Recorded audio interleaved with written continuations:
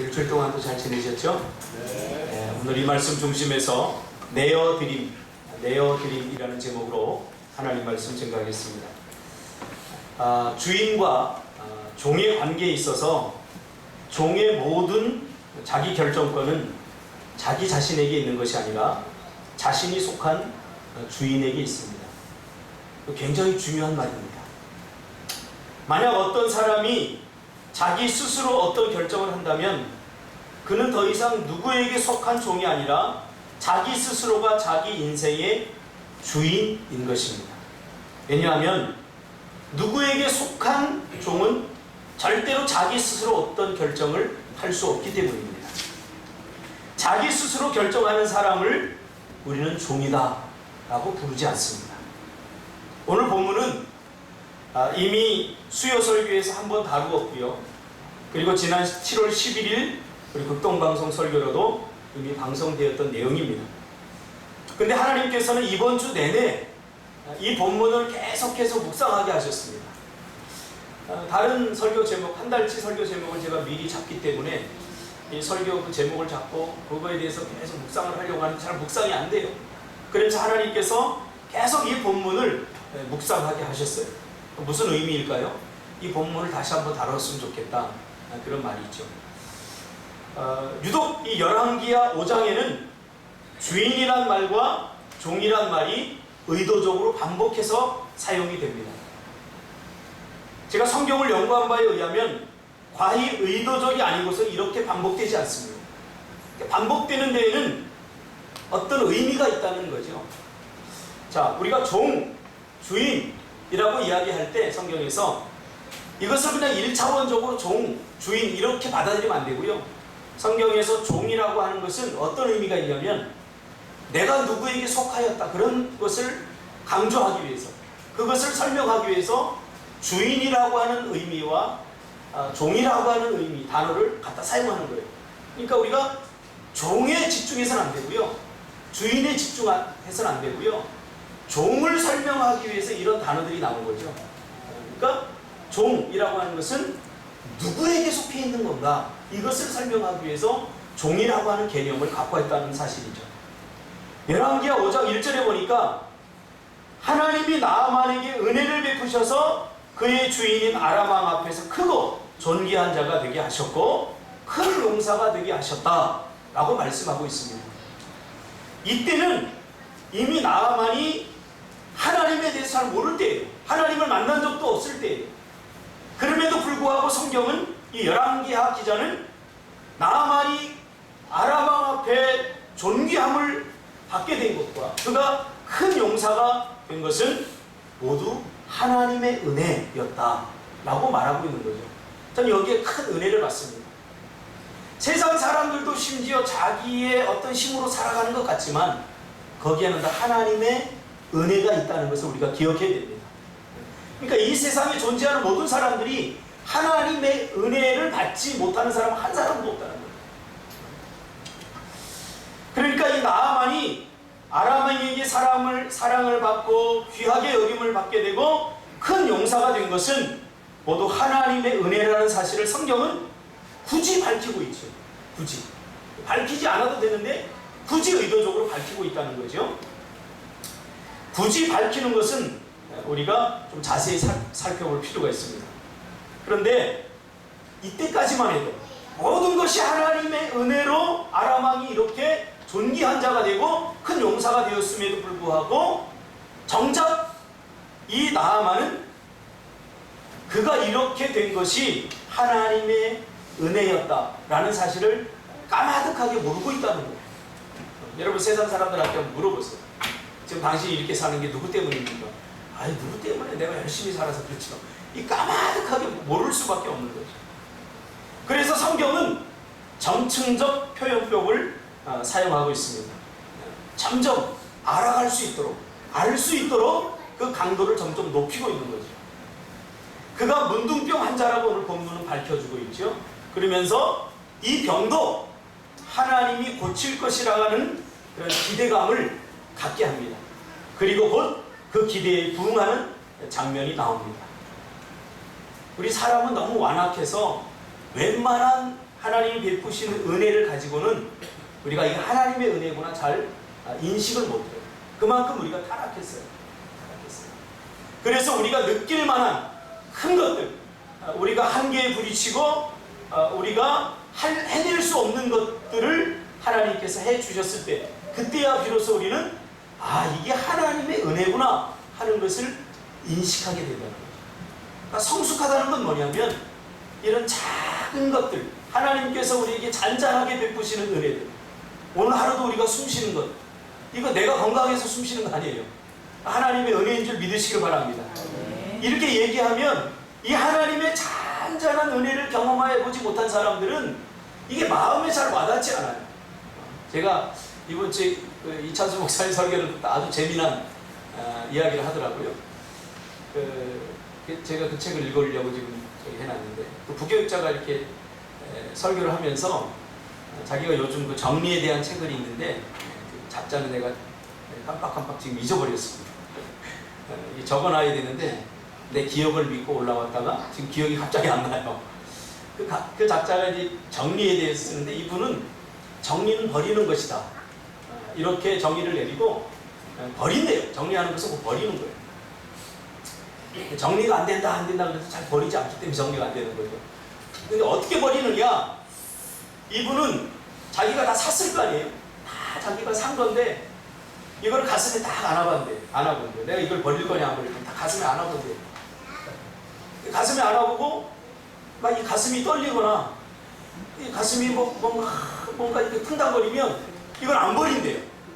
이것과의 어떤 사연이 아직 남아있기 때문에, 이것과의 사랑이 아직 식어지지 않았기 때문에 이걸 버리지 않는데요. 근데 딱 안아보고 이게 가슴이 뛰지 않으면 버려버린대요.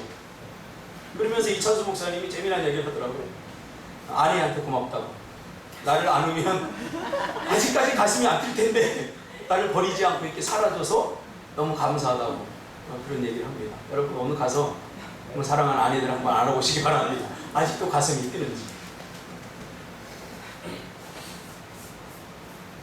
하나님께서 이 장면을, 이 은혜를 우리에게 날마다 베푸시는 거예요, 사실은. 근데 우리가 그것을 잘 인식하지 못하고 살아요. 어제도 친구한테 육지에서 전화가 왔어요. 박 목사, 제주도 괜찮아? 지금 태풍이 불고 난리라고 하는데, 태풍 왔어? 그래서 제가 너스레를 들면서 태풍 온 거야? 여기는 너무 조용한데? 제가 이렇게 이야기를 했어요. 그러니까 누군가 이렇게 생각해 준다는 것, 너무 감사한 일 아닙니까? 이렇게 좋은 친구를 줬다는 것. 가만히 생각해 보면 내가 노력하고 힘써서 관계를 맺은 것이 아니라 그 모든 것들을 내가 누리고 있고 내가 지금 하고 있는 모든 것들을 가만히 보면 다 하나님께 주신 은혜라고 하는 사실을 다시 한번 깨닫게 됩니다. 오늘 본문의 나아만도 마찬가지예요. 하나님께서 그렇게 큰 은혜를 베풀어 주셨지만 정작 나아만은 이것이 하나님께로부터 온 은혜라고 하는 사실을 강하게 인식하지 못하고 살아가고 있다는 거죠. 그러던 어느 날 나아만이 문둥병에 걸리게 되고 이제 도저히 고침을 받을 수 없는 인생의 한계에 부딪히게 된 거죠. 그때에 하나님께서 이스라엘에서 잡혀온 작은 계집종을 통해서 사마리아에 있는 하나님의 종이었던 엘리사를 소개받게 된 거죠. 너무나 우연이죠.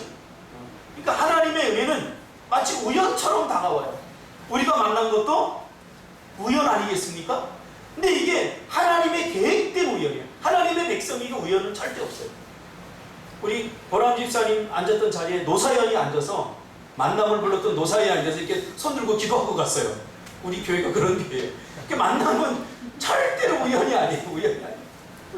모든 것이 하나님의 계획 속에 있다는 사실이죠. 어떻게 포로로 잡혀온 그 작은 계집종이 그 이야기를 하게 합니까? 우리 고국에 가면 엘리사라고 하는 종이 있는데 지금 내가 섬기는 이 주인, 그러니까 주인과 종의 이야기가 계속 반복됩니다. 이 주인이 우리 그 엘리사를 만나면 반드시 고침을 받을 수 있을 것 같습니다. 라고 복음을 이야기하고 있습니다. 그래서 아람 왕이 사마리아에 있는 이스라엘 왕에게 편지까지 쓰는 등의 적극적인 지지와 도움으로 엘리사를 만나게 되죠. 그리고 엘리사를 만나러 갔는데 또 한 번의 위기에 직면하게 되죠. 왜냐하면 지금 나하만이 어떤 사람이에요? 대단한 사람 아닙니까? 그런데 문을 열어보지도 않고 종을 시켜서, 이때도 종이 나와요. 종이 시켜서 우리 주인님이 그러는데요, 요단강에 가서 7번 씻고 나오면 당신의 병이 고침을 받을 수 있대요 하고 이야기를 하는 거예요. 굉장히 기분 나쁜 거예요. 두 가지 의미가 있어요. 그 중에 첫 번째 의미가 더 정확할 것 같아요. 왜냐하면 나하만은 문둥병에 걸렸기 때문에 아마 가까이 사람들이 안 했을 거예요.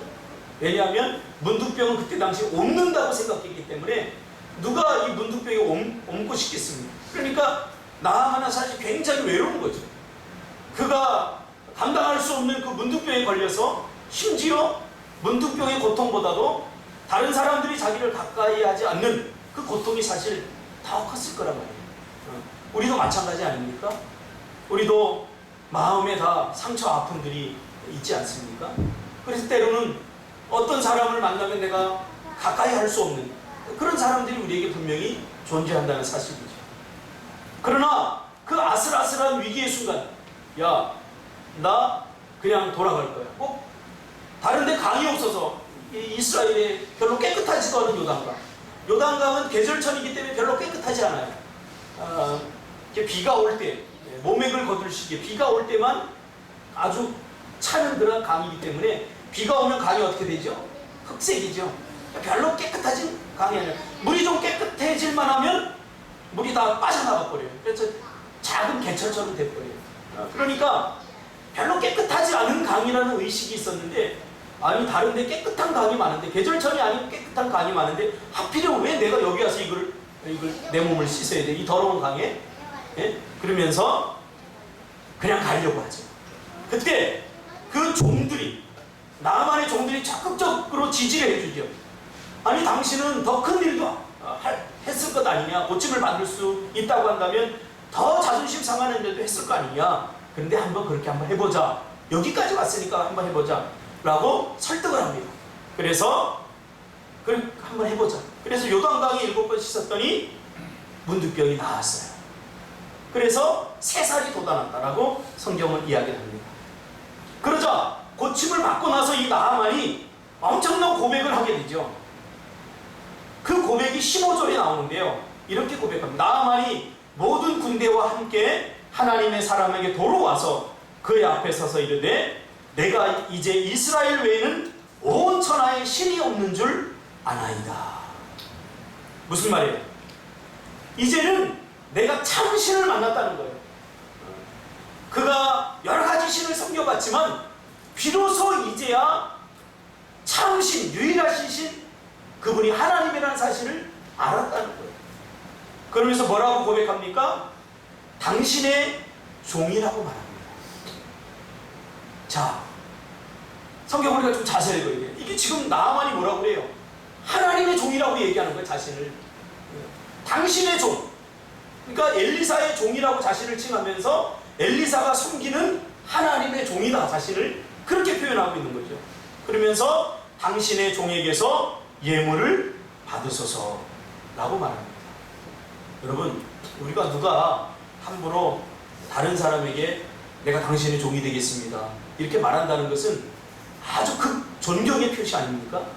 제가 예전에 청소년들 교도소 들어간 교도소 사역을 좀 했어요. 근데 거기 가보면 죄를 좀 짓고 온 그 아이들이 폭력으로 온 애들이 많아요. 그래서 제가 폭력을 쓰다 잡혀온 아이들을 이렇게 상담을 하면서 제가 했는데, 그 아이들은 굉장히 의리가 강해요. 어떤 조직이 있는데 그 조직의 행동대원들을 고등학교 아이들을 써요. 보통 조직에서는 물불을 안 가리니까 그런 애들을 쓰죠. 자기들이 죄를 안 지었는데도 들어가라고 하는 게 들어가요. 그래서 잡혀온 애들이 있어요. 걔네들은 절대 누구에게 무릎 꿇거나 그렇잖아요. 제가 한 번은 그랬어요. 야, 우리 무릎 꿇고 기도하자. 성경 공부를 시키면서 어느 정도 시간이 지나니까 좀 친밀감이 생겼어요. 그래서 우리 하나님께 무릎 꿇고 기도하자 그랬더니 한 놈이 안 꿇는 거예요, 무릎을. 이놈이 안 꿇으니까 다 안 꿇어요. 한 7명이 되는데, 야, 무릎 꿇고 기도하자니까 그러니까 안 꿇어요. 그래서 왜 안 꿇냐고 그러니까 우리는 형님 외에는 절대 무릎을 안 꿇는데.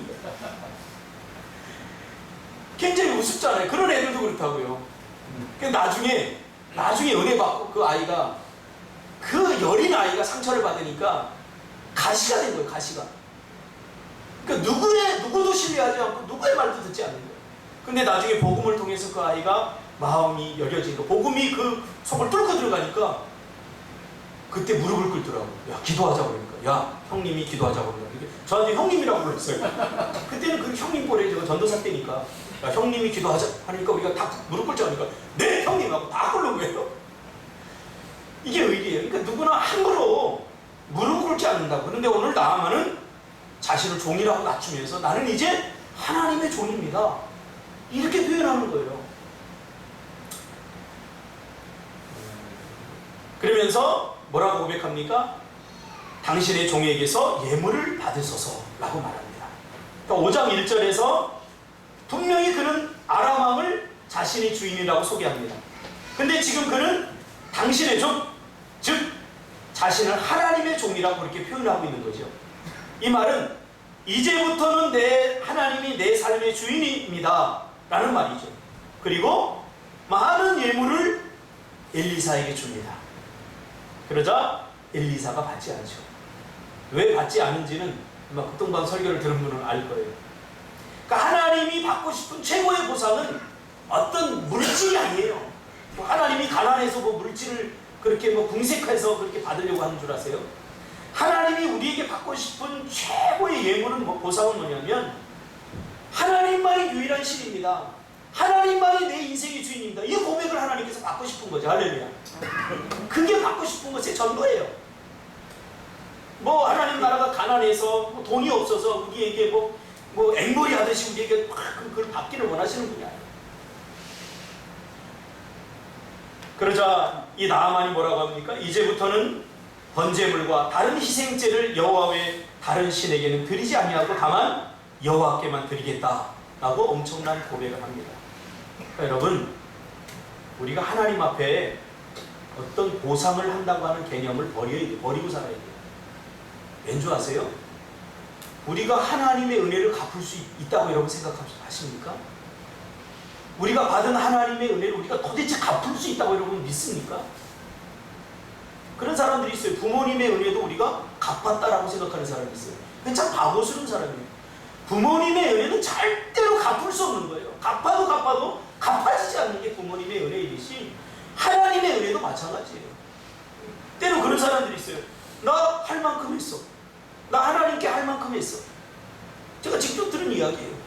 교회에서 열심히 봉사하고 헌신하고 나서는 교회를 떠나면서 뭐라고 그러냐면, 목사님, 나 이제 하나님 앞에 할 만큼 했어요. 내가 이제 하나님 앞에 얼마큼 더 해야 되겠습니까? 그러면서 교회를 떠나는 사람 봤어요. 굉장히 교만한 사람이에요. 하나님의 은혜를 도대체 갚을 수 있습니까? 그러니까 하나님 앞에서는 보상의 심리, 보상적 마인드로 하나님과 관계하려고 하면 안 돼요. 갚으려고 해도 갚아지지 않는 거예요. 그래서 찬송가 있죠. 하늘을 두루마리 삼고 바다를 먹물 삼아도 하나님의 은혜는 다 기록할 수 없어요. 절대로 갚아지지 않아요. 그래서 엘리사는 보상하겠다고 하는 이 나아만의 보상을 단칼에 거절한 거예요. 엘리사는 너무나 잘 알았죠. 그렇죠? 보상하는 사람들은 어때요?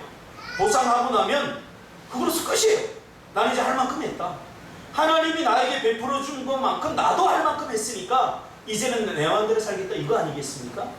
이런 심리가 은밀한 마음속 깊은 곳에 있다는 거죠. 그러니까 우리가 하나님의 은혜는 절대로 갚을 수 없다는 거예요. 어떻게 갚을 수 있겠어요? 어떻게 갚을 수 있겠어요? 정말 하나님이 받고 싶은 것, 나만에게 받고 싶은 것, 또 우리에게 받고 싶은 것, 이제는 여호와 하나님만을 섬기며 살겠습니다 하는 이 고백인 거죠. 다른 말로 하면 이제는 하나님의 약속을 믿어드리는 삶을 살겠습니다. 이 고백을 하나님께서는 듣고 싶은 거죠. 다른 말로 하면 믿음으로 살겠습니다. 믿음으로 산다는 게 뭐예요? 믿음으로 산다는 거. 믿음으로 산다는 게 뭔지 알아야 우리가 믿음으로 살 거예요. 우리 또 만만한 준석 집사님. 난 준석 집사님 때 요즘 살맛이 나요.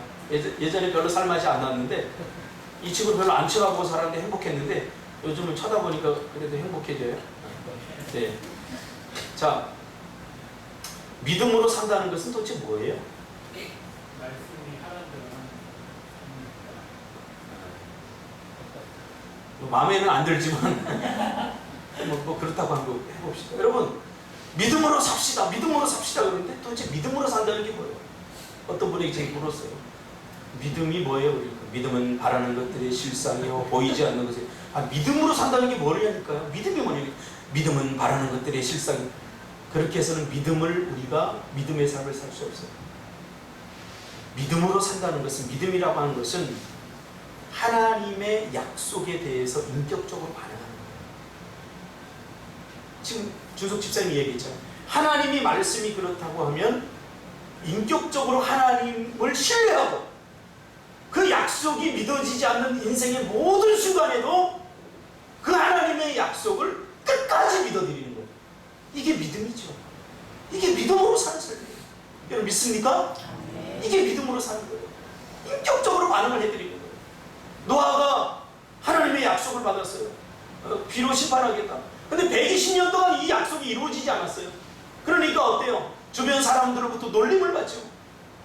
비난을 받죠. 야, 비가 어디 온다고 하냐. 하나님 뻥친 거야. 거짓말한 거야.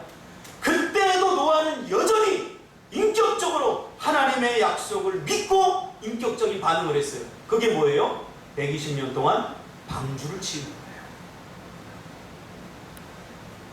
이게 믿음이에요.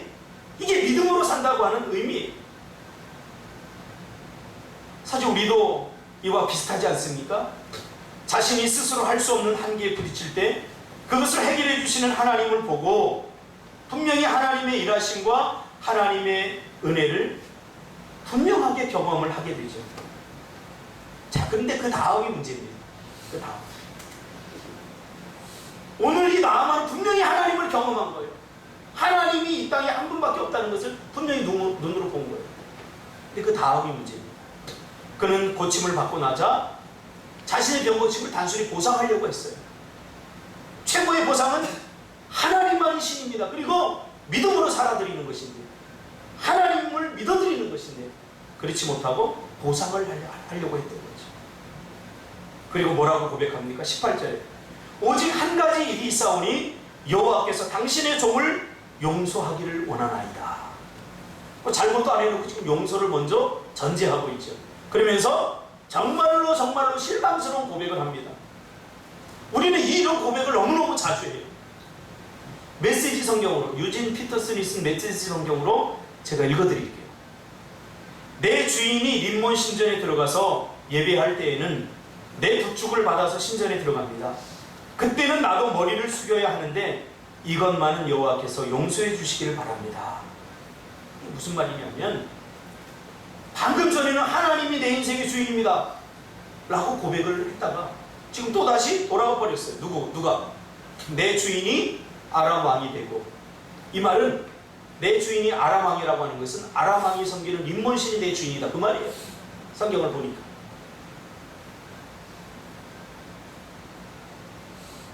그러니까 뭐 하고 있는 거예요 지금? 나만이 지금 뭐 하고 있는 거예요? 오락가락하고 있는 거죠. 그러니까 열왕기 상하의 주제가 너무 정확하게 드러나요. 엘리야가 뭐라고 그랬어요? 이스라엘 백성에게 너희들 어느 때까지 두 사이에서 머뭇머뭇하려냐.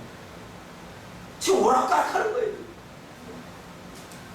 나에게 유익이 되면 림몬신이 내 인생의 주인이었다가 또 내 병을 고쳐주니까 하나님이 내 인생의 주인이 되었다.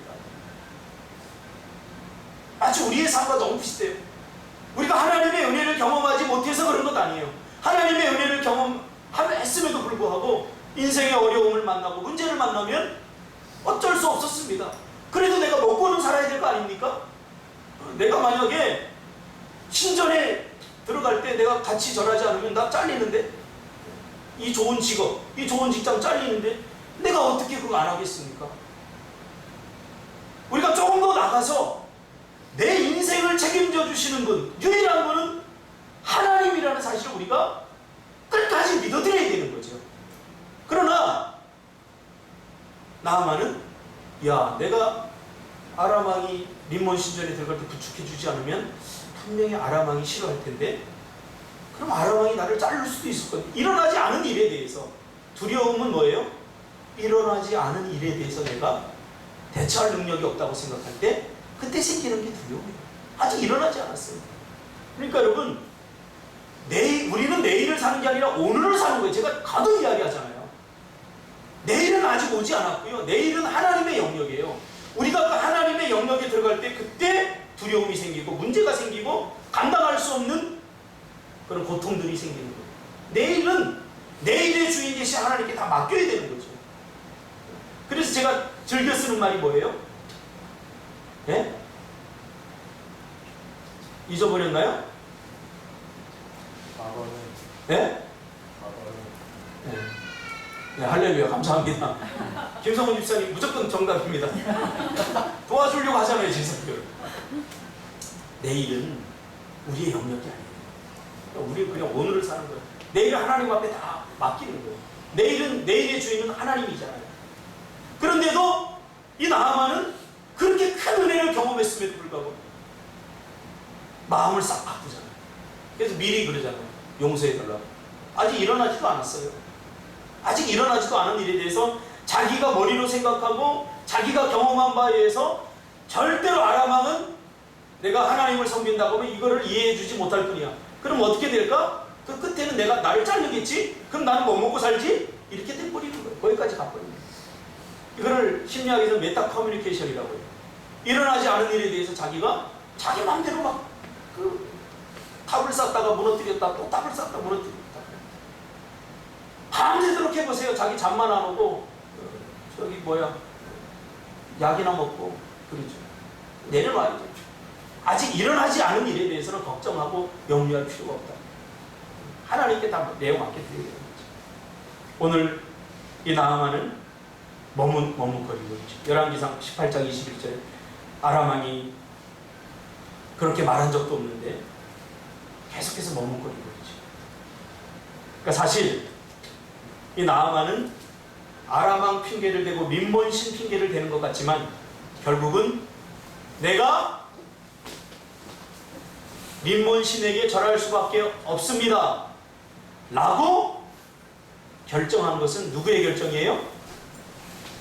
나아만의 결정이에요.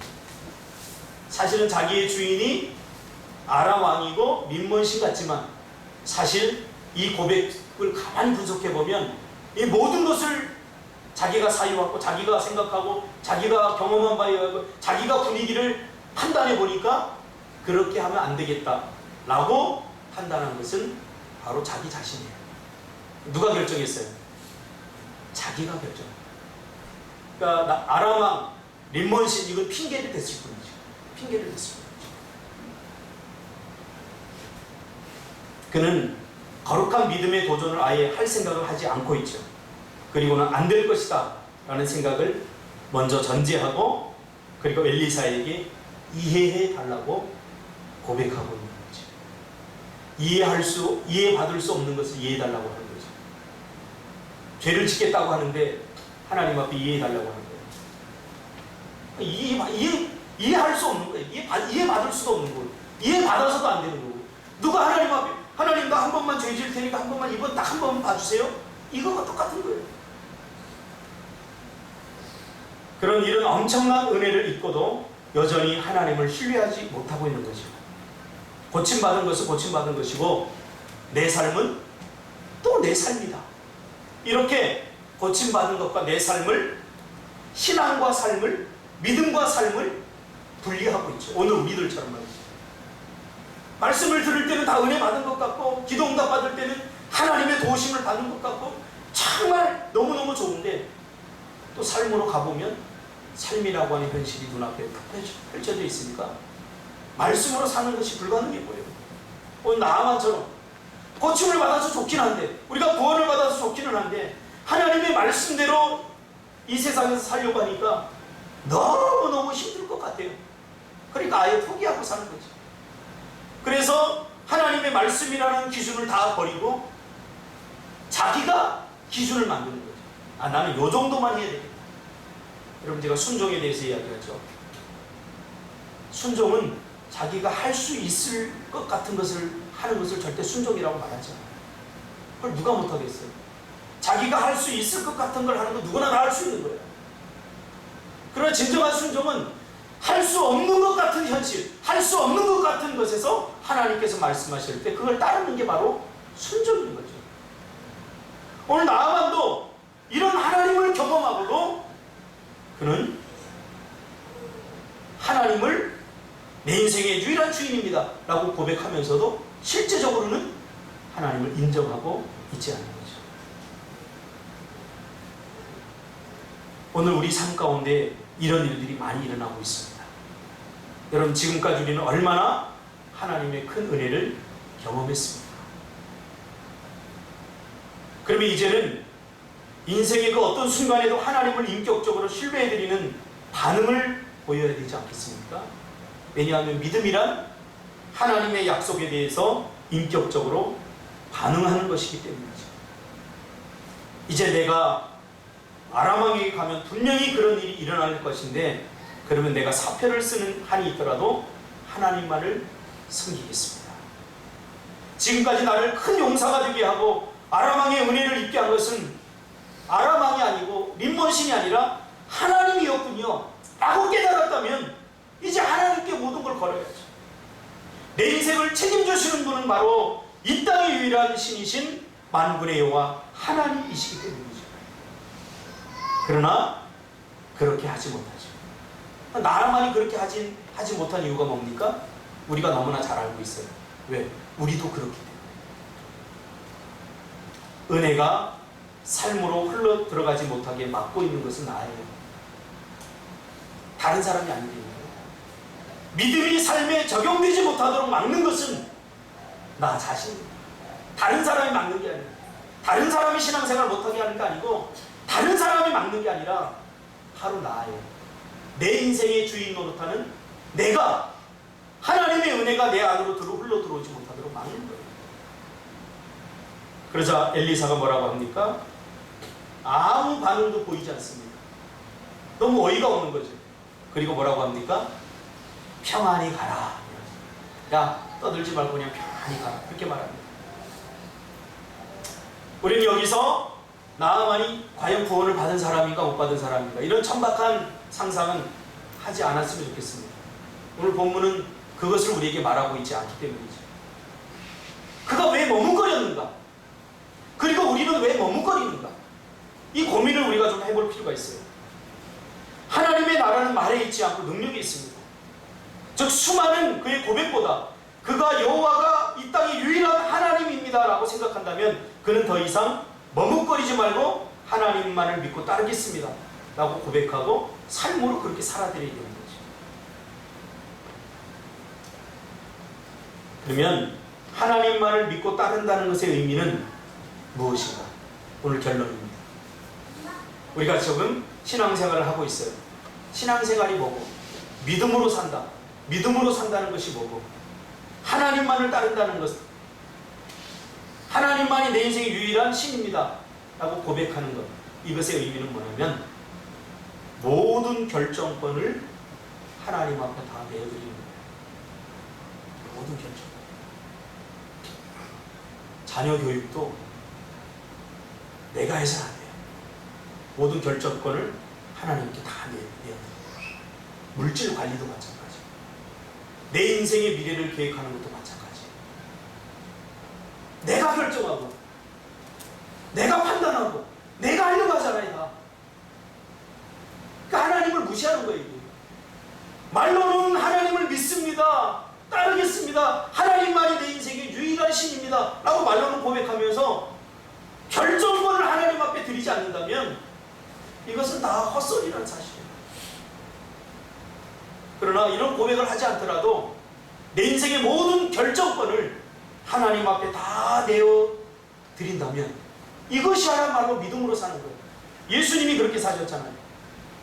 예수님의 삶을 가만히 추적해보면 예수님은 모든 것을 결정할 때마다 그 결정권을 다 하나님 앞에 내어 맡겨드렸어요.